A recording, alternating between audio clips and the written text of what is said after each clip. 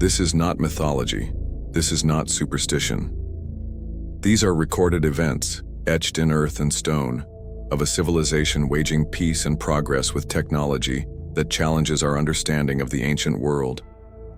Long before Egypt's pyramids pierced the skies, before the cuneiform tablets of Mesopotamia told tales of kings and gods, an enigmatic civilization was quietly reshaping human history. A civilization more advanced, more organized, and more mysterious than anyone had imagined. Many now believe that ancient humanity possessed not just wisdom but technology, a level of knowledge that mirrored and in some cases anticipated our modern world. And then, something happened. They engineered cities with covered drainage systems, uniform brick architecture, and sophisticated trade networks. They mastered sanitation. They built urban systems that rival ours. They traded with Mesopotamia across vast distances. And yet, they left behind no known kings, no monumental statues, and no decipherable written language. When archaeologists brushed away layers of dust to reveal carefully fired bricks and forgotten avenues, they realized they weren't just uncovering ruins. They were unlocking a chapter of humanity lost to time. This is the story of the Indus Valley civilization, older than Sumer, older than Egypt, a civilization buried beneath the plains of present-day Pakistan and northwest India. In the 1920s, British archaeologists with little more than shovels and a hunch set out to find traces of early human settlements. What they discovered was anything but primitive. It was Mohenjo-Daro, the Mound of the Dead, an immense city that rose from the earth with eerie precision. Elemental analysis of its bricks revealed advanced materials, high in silicon and aluminum, with traces of calcium and potassium. But it wasn't just the material. It was the design. Mohenjo-Daro was no scattered village. It was a marvel of urban engineering. Streets intersected at perfect right angles, forming a flawless grid system. Buildings reached 2 and even 3 stories constructed from standardized bricks made in a precise 4:1 ratio, uniform across the entire city. This wasn't random development. It was urban planning on a scale comparable to modern cities. Private wells, bathing areas, and a remarkably advanced sewage and drainage system were integrated into nearly every home. Hygiene wasn't a luxury, it was a right. And all of this was happening in 2600 BCE, long before the Great Pyramid of Giza was ever laid, long before Babylon rose. The Indus Valley civilization was thriving, and yet it remained absent from traditional historical narratives. Why? Perhaps because it defied what we thought we knew about the dawn of civilization. Mohenjo-Daro was just one city. Over 100 other major sites, Harappa, Rakhigarhi, Dholavira, and more, were scattered like jewels along the Indus River and its tributaries. They shared common features: precise planning, standardized bricks, and extraordinary craftsmanship. It hinted at a unified cultural identity, perhaps even a central authority, guiding one of humanity's earliest great experiments in urban life, streets before pyramids. Unlike the Egyptians, who left towering monuments to immortality, the people of the Indus Valley left something more subtle, yet equally profound: a legacy of city planning, public health, and cooperative living. Their cities were logical, functional, and forward-thinking. Streets ran perfectly aligned north-south and east-west, forming rectangular zones for homes, workshops, and public spaces. This was no accident. It was intentional, precise, and deeply intelligent. And at the heart of it all, bricks. Thousands upon thousands of bricks, made to exact proportions, baked in kilns using advanced technology and strict quality control. Many of these walls still stand today, quiet witnesses to an age of forgotten brilliance. And then there's water. Over 700 wells have been discovered in Mohenjo-Daro alone, clear evidence of a society deeply invested in sustainability, cleanliness, and public access to fresh water, a figure that eclipses the number found in any other city of that era. Wells were strategically placed, ensuring that fresh water was never far from any home. This decentralized water supply system suggests an emphasis on public health and equality. No citizen was denied access. Perhaps the most extraordinary feature was the city's drainage and sanitation network. Beneath the paved streets, a complex system of covered drains carried wastewater away from homes and public baths to cesspits outside the city limits. Even small houses were equipped with private toilets connected to these sewers. This network was engineered with precision gradients and brick-lined channels showcasing a knowledge of hydraulics and urban sanitation centuries ahead of its time. This was not a society obsessed with rulers, grand temples, or colossal statues. Instead, the Indus people invested in practical infrastructure that uplifted the entire community. Every citizen benefited from this egalitarian approach to urban life, a radical departure from the often hierarchical and spectacle-driven societies of their contemporaries. The forgotten script. Scattered throughout the sprawling expanse of the Indus Valley, archaeologists have unearthed more than 4,000 small but enigmatic inscriptions etched onto carved seals, amulets, pottery shards, and even miniature tablets.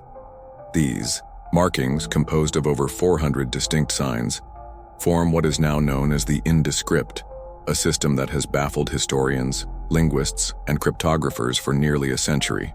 Unlike the grand narratives immortalized in Egyptian hieroglyphs or the sprawling cuneiform tablets of Mesopotamia, the Indus inscriptions are strikingly brief.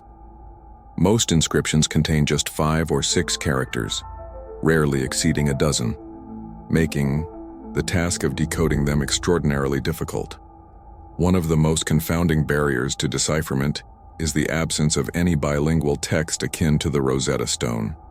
In Egypt, the discovery of a single artifact inscribed in 3 scripts allowed scholars to finally unlock hieroglyphics.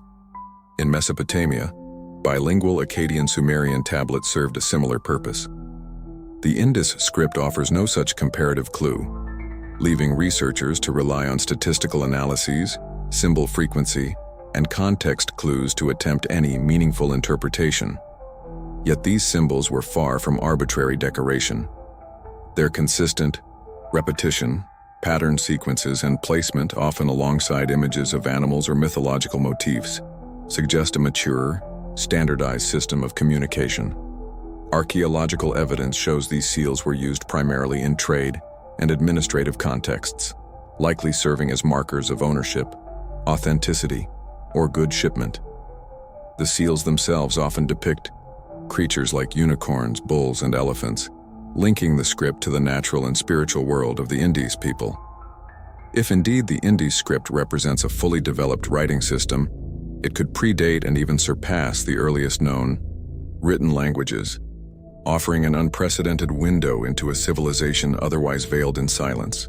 The tantalizing possibility that these symbols encoded records of commerce, law, religious rites, or governance raises profound questions. What stories did the Indus scribes tell? What knowledge was lost when the script fell silent?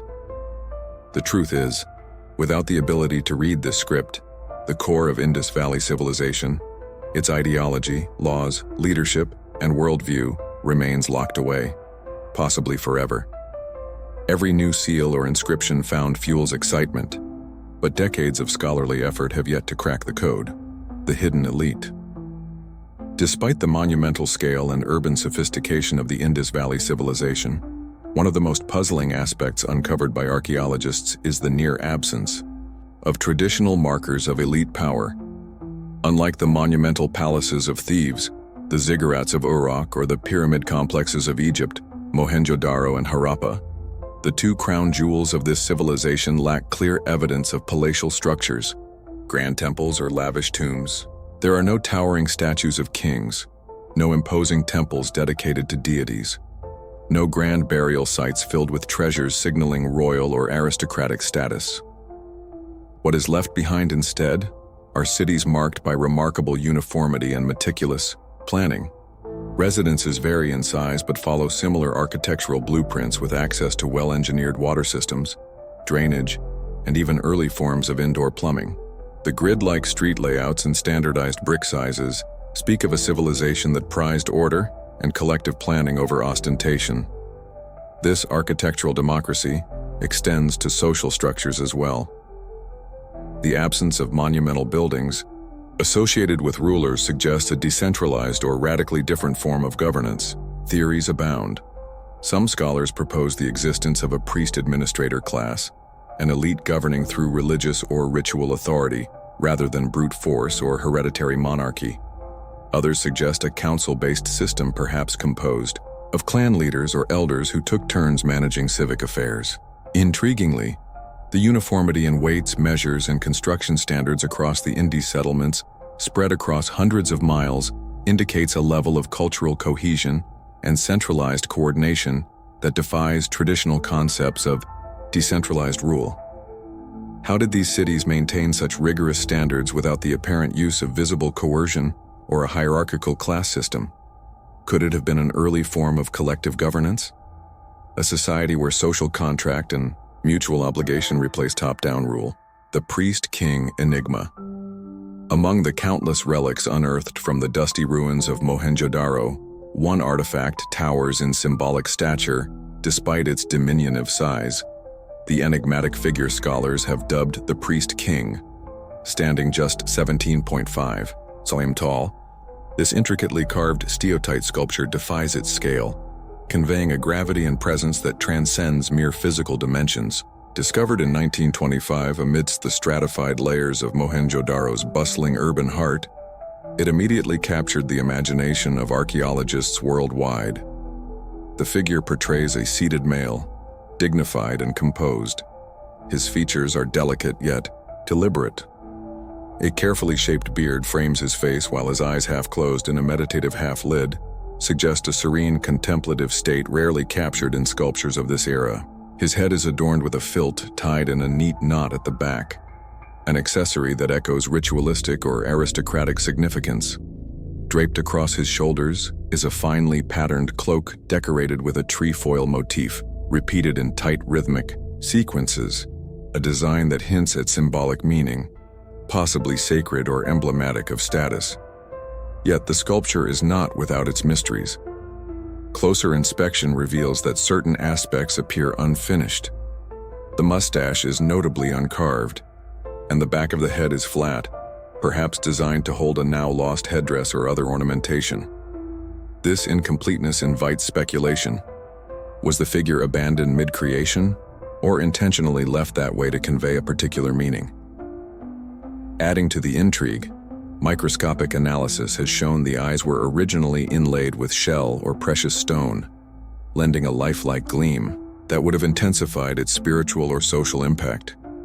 The garment's stylization, coupled with the ritualistic headband, suggests a figure of high ceremonial importance, possibly a priest, a shaman, or a ruler, embodying both spiritual and temporal authority.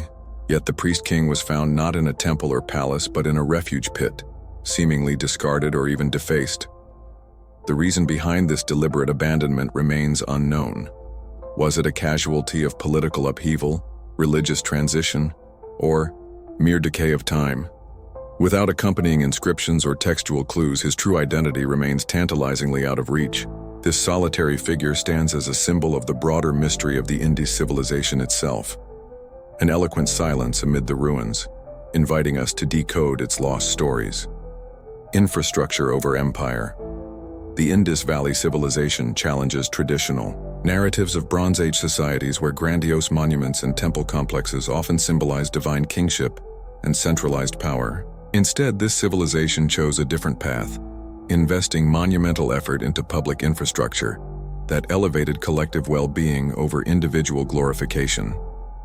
At the heart of Mohenjo-daro lies the Great Bath, an architectural marvel, and perhaps the earliest known public water reservoir in human history.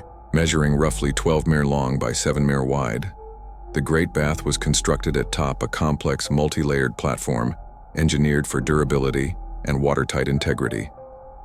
Layers of fine brickwork were sealed meticulously with bitumen, a natural tar-like substance, ensuring the pool held water without leakage. Intricately designed drains on each side facilitated water flow, linking the pool to a broader urban drainage network that carried away waste and rainwater efficiently. The Great Baths, Purpose likely transcended mere hygiene or leisure. It may have been a ceremonial or ritual cleansing site, an early form of spiritual purification deeply embedded in social practice. However, unlike contemporaneous civilizations, there is no monumental temple or palace to proclaim its significance. No inscriptions detail who commissioned or maintained it. Its grandeur was found in its function, an urban space designed for community gathering, cleanliness, and possibly shared religious experience. Beyond the Great Bath, the Indus cities boasted advanced flood protection measures unheard of in other Bronze Age metropolises. Massive elevated platforms, sometimes several meters high, were constructed to raise entire neighborhoods above the floodplain. This was not merely about protection. It was an urban shield engineered thoughtfully to safeguard thousands of inhabitants against the seasonal flooding of the Indus River. The city's streets and drainage canals channeled excess water seamlessly, minimizing damage and health hazards.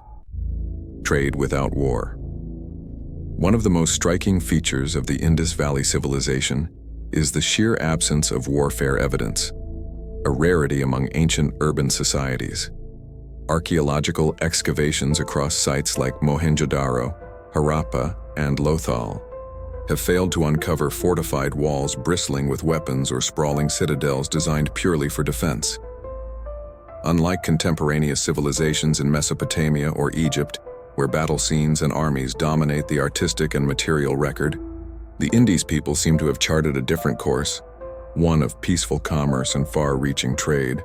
The Indus Valley's trade networks were both vast and sophisticated, a testament to the ingenuity and diplomatic skill of its people. Harappan seals, small, intricately carved stamps used to mark goods, have been unearthed thousands of miles away in Mesopotamia, indicating direct or indirect commercial contact. These seals, bearing unique animal motifs and an undeciphered script, were essentially the business cards of merchants authenticating cargo as it passed through foreign ports. Beyond Mesopotamia, the flow of goods extended deep into the Arabian Peninsula. Archaeologists discovered lapis lazuli, an exquisite deep blue semi-precious stone prized in antiquity, originating from Afghanistan embedded in Harappan jewelry. This lapis lazuli was fashioned into beads and amulets, which then found their way via trade routes to distant lands like modern-day Oman and Bahrain. The presence of such luxury items points to a highly organized trade economy, exchanging not only raw materials, but also finely crafted goods. The bustling port city of Lothal, located near the modern Gujarat coast, stands as a remarkable symbol of this mercantile culture. Its dockyard, one of the world's earliest known, allowed ships to berth and unload cargo, facilitating maritime trade. With distant regions, M4-like storage jars, weights, and standardized measurement tools found here hint at a regulated commercial environment, underscoring an economy built on trust and negotiation rather than force. Intriguingly, despite the wealth and complexity of this trade web, there is no evidence that the Indus people relied on military might to secure their economic interests. No war murals glorify conquest. No hordes of weapons or mass graves suggest bloody conflicts. Instead, it appears that the Indus society excelled in what might be described as proto-diplomacy, cultivating trade partnerships, establishing mutually beneficial agreements, and perhaps even early forms of treaties. The Great Disappearance. Yet, as with many ancient civilizations, the Indus Valley's luminous chapter was not eternal. By roughly 1900 BCE, the glittering cities that once teemed with life began to show unmistakable signs of decline. Archaeologists record a gradual unraveling. Streets that once boasted immaculate drainage systems now reveal blockages and neglect. The hallmark brickwork of their urban homes became less precise, less durable. The inscriptions that once spoke volumes in miniature, on seals and tablets, grew fewer and more cryptic, as if a language itself was fading alongside its speakers. What is particularly striking is what is absent in the story of this decline.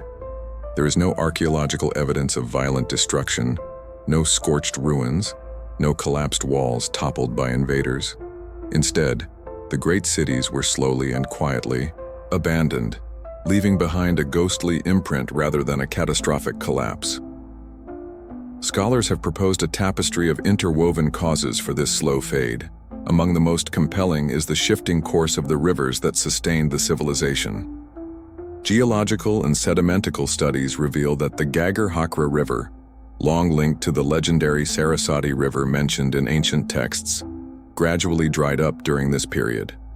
This environmental shift devastated the agricultural base that had fed the dense urban populations. Climate factors also played a role. The weakening of the Indian monsoon, whether due to natural variability or broader climate changes, led to recurrent droughts. Agricultural yields plummeted, food shortages grew, and the delicate balance of urban living became untenable. Further compounding the crisis were tectonic movements in the region. Earthquakes may have damaged irrigation canals, altered the landscape, and disrupted settled patterns of life. With the rivers less reliable and the earth shifting beneath their feet, the inhabitants faced an insurmountable challenge. The response was not one of violent collapse but gradual migration. People moved eastward, following the lifelines of water and fertile soil into the Gangetic Plains and beyond. In these new regions, they merged with emerging cultures, influencing and blending into the subcontinent's complex ethnic and linguistic mosaic. The Indus civilization therefore did not perish in flames or war, but dissolved quietly like mist at dawn. Its great urban centers became archaeological sites, its language lost, its script undeciphered. Yet traces remain echoes of a people who walked away, carrying their legacy forward in footsteps, not in battle cries. Theories and misconceptions. For much of the 20th century, the Indus Valley civilization suffered under the weight of misconception and scholarly prejudice. Early Western archaeologists, constrained by a Eurocentric and colonial mindset, were quick to label this ancient culture as merely an extension or derivative of the much-celebrated civilizations of Mesopotamia and Egypt. The term Indo-Sumerian was coined not from empirical evidence, but from an assumption that true complexity and civilization must have originated in the cradle of Mesopotamia and then radiated outward. This framing ignored the remarkable sophistication of the Indus cities, relegating them to a secondary status that shaped academic discourse and public perception for decades. But the archaeological record tells a very different story. Through stratigraphic excavation, carbon dating techniques, and detailed analysis of urban planning and material culture, it has become clear that cities like Mohenjo-Daro and Harappa were flourishing at least as early, if not earlier, than their Mesopotamian and Egyptian contemporaries. The meticulous grid layouts, advanced drainage systems, and standardized weights and measures all attest to an independent and highly developed culture. Furthermore, the craftsmanship evident in Induscal's beadwork and pottery reveals an aesthetic and technological maturity that defies notions of mere imitation. Despite mounting evidence, several misconceptions stubbornly persist. One of the most enduring is the Aryan invasion theory, which suggested that a wave of Indo-European Aryan warriors violently swept into the Indian subcontinent around 1500 BCE, destroying the Indus cities and bringing about their sudden collapse. This narrative was not based on concrete archaeological findings, but on outdated linguistic and racial hypotheses tied to colonial agendas.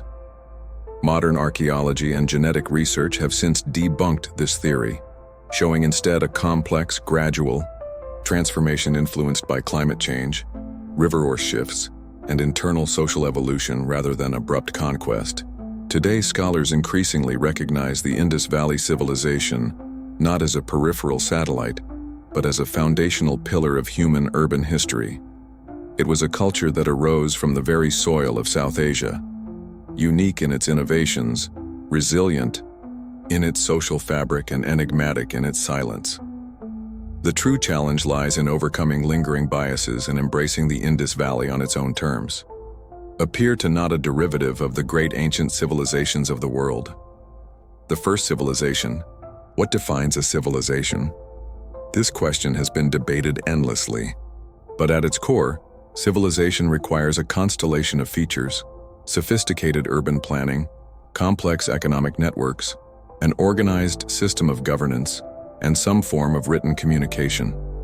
By every measure, the Indus Valley civilization meets and arguably exceeds these criteria. Its cities boasted carefully planned streets, advanced sanitation and water management systems, and a uniformity in construction that speaks to centralized regulation and societal order. Trade routes extended for hundreds of miles, connecting Indus artisans to distant lands, indicating a sprawling economy woven through intricate networks. Notably, the Indus script, still undeciphered, marks one of humanity's earliest attempts at writing, emphasizing the culture's engagement with symbolic communication and record-keeping. Although we cannot read their inscriptions, the very presence of a writing system alongside standardized weights and measures reveals a society deeply invested in coordination and administration. Yet unlike Egypt and Mesopotamia, the Indus civilization left behind no grandiose royal tombs, no towering temples dedicated to gods, no lengthy epics glorifying divine kingship. Its cities lacked monumental palaces and the ostentatious displays of power that so often define ancient empires. This absence has led some scholars to propose a radically different social structure, one potentially more egalitarian, less hierarchical, and perhaps governed by pragmatic collectives rather than autocratic rulers. Could the Indus Valley represent the world's first post-ideological civilization, a society that prioritized order, engineering, and balance over conquest, religious dogma, or personal aggrandizement? Its legacy, buried beneath millennia of silt and scholarly neglect, tantalizes with this possibility. The quiet disappearance of the Indus cities may be no accident. Without epic narratives to immortalize their kings or declare divine mandates, their history has been muted. Their achievements, seemingly rooted in cooperation and stability rather than domination, may have made them invisible to the traditional frameworks of power-centric history. Today, every artifact uncovered, a perfectly formed seal, an impeccably laid brick, a mysterious figurine, reminds us that the Indus Valley civilization was far from an anomaly. Instead, it may have been humanity's first great urban experiment, a vision of civilization grounded not in power or violence, but in harmony and technological mastery. This raises an unsettling and hopeful question for us today. What might the ancient world, and perhaps our modern one, have looked like if peace and equilibrium had been the true foundation of human society? The Indus Valley civilization offers us a glimpse, a whisper from the past, challenging us to rethink the very roots of civilization and the possibilities of our future. What do you think? Was the Indus Valley civilization the real beginning of urban humanity? Share your thoughts in the comments. Thank you for watching this video with us, and catch you in the next one.